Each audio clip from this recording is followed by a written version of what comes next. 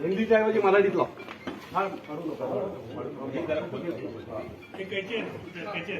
फक्त मराठीत लाव. हा हिंदीतलं काढा आणि मराठीत लावा.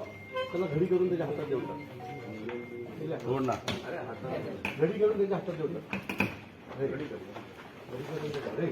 घडी करून इकडे इकडे जायचं.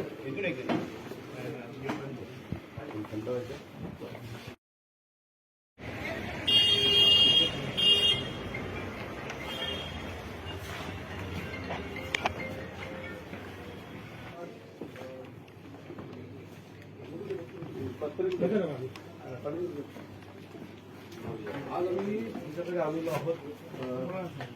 एसबीआयची अडचण अशी आहे की एसबीआय मध्ये फार कमी प्रमाणामध्ये मराठी भाषेचा वापर होतो. होत असेल तर चांगली गोष्ट आहे. पण मला सन्माननीय राजसाहेबांचं भाषण झाल्याच्या नंतर या भागातल्या एका महिलेचा फोन आला होता. तिने मला सांगितलं म्हणून आज आम्ही तुमच्या बँकेत आलो की आम्ही राज ठाकरे साहेबांचं भाषण ऐकलंय आणि त्या भाषणानंतर आमची ज्या बँकेत अकाउंट आहे तिथे आम्ही गेल्याच्या नंतर आम्हाला हिंदीत बोलावं लागतं असं त्या लेडीचं मत होतं. म्हणून आम्ही सुरुवात तुमच्यापासूनच केली. ब्रांचमध्ये पण तुम्ही ज्या काही गोष्टी करता सगळ्यात पहिले जे तुमचे वॉचमॅन्स असतात ना दरवाजावरचे ते बदला. कारण सुरुवात तिथनं होते ते पहिले आगावगिरी करतात. कारण आता जरी मी आलो तरी तुमचे जे वॉचमॅन आहेत ते हिंदी भाषिक असतात. आता तिथे मराठी ठेवायला काय प्रॉब्लेम आहे तुम्हाला? आपल्याकडे सर्व मराठी आले सगळे मोरे मराठी, आपल्या सिक्युरिटी गार्ड आहे तो मराठी, सर्व मराठी. आणि सब स्टाफ पण तिथे साहेब फक्त ह्या ब्रांच पुरता मराठीत नाही बोलत आहे. अनुभव जो आहे हे बोलतात ते ऑल ओव्हर म्हणजे फक्त ह्या ब्रांच पुरता नाही या बोलत. ब्रांच पुरता सांगू शकतो ना. ते मग तुम्हाला हेड ऑफिसला सांगा. ते तुम्ही पाठवायचे हेड ऑफिसला. तुम्ही त्यात मला असं वाटतं की मराठीचा वापर हा जास्तीत जास्त झाला पाहिजे आणि हे करायला पाहिजे. आपलं नाव काय? बघा तुमच्यापासूनच सुरुवात आहे.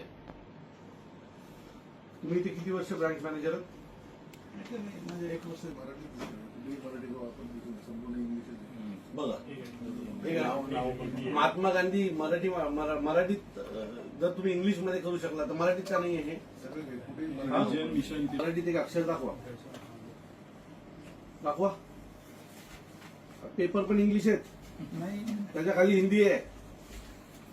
मग कुठे दाबून ठेवलंय मराठीला तुम्ही? त्यात पण तुम्ही शोधायला लागतं तुम्हाला.